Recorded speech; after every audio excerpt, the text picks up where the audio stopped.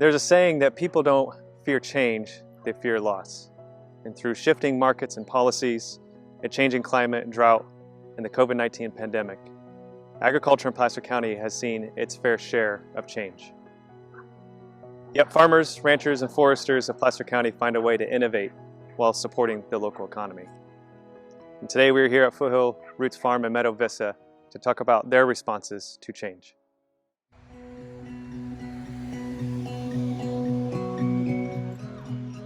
Has the pandemic affected any decisions you've had to make on the farm? Yes.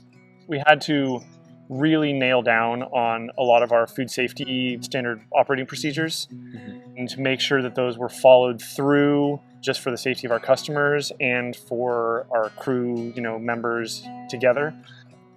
The other thing that sort of was nice, I guess, about the model that our business already is that we didn't have to do that much of a pivot from a marketing perspective.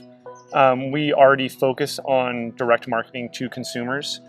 So we did lose some market revenue from restaurants when all of that sort of closed down, but that was rapidly taken up by folks visiting the farm stand and CSA share sales. Aside from the pandemic, has there been times in the past or the present where you really had to be very innovative for market shifts? Not really. We have set the business up as direct sales sort of a thing.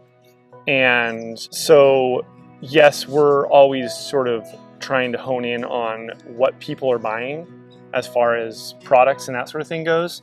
But from a marketing perspective, we're always trying to be better for marketing. But I can't point to anything specifically that has made us have to do a big shift in marketing.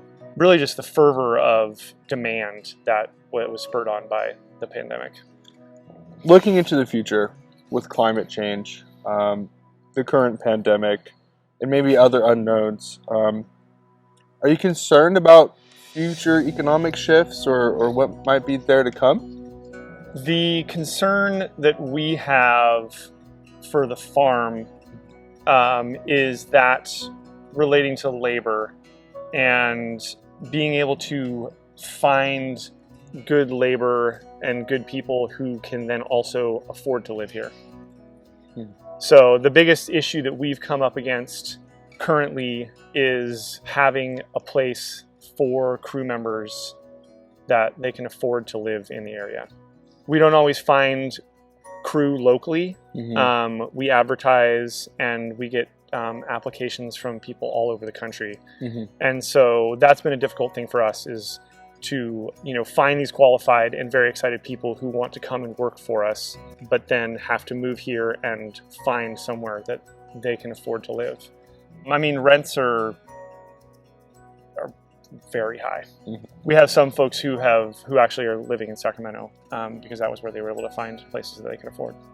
From other perspectives, on climate change and that sort of thing, we're always trying to innovate in our systems and our soil practices to make our growing practices more resilient to climate change. The biggest concern I have, once again, comes back to personnel in keeping people safe through summers like we just had with the intense and unending smoke for weeks on end, and keeping morale up, and also making sure that people have enough PPE that they can trust and use so that we can keep the farm running, because it's, the farm is a huge living organism that we can't just walk away from for 6 weeks. And it's nice to see things happening locally around, clearing and fuel breaks and all that sort of thing, but it seems like it's going to be a long time till we're through this. And if there was some sort of support that maybe local community or local governments could provide to your farm, what are some ways that you think would be of great assistance to you? One thing that was greatly appreciated last year, especially due to supply chain disruptions from the pandemic, was having N95 masks available to ag producers from the ag department. That was huge. We were unable to get any N95 masks last year. And so having that available for people to be able to work outside during those bad air days was huge. And then the other thing is housing.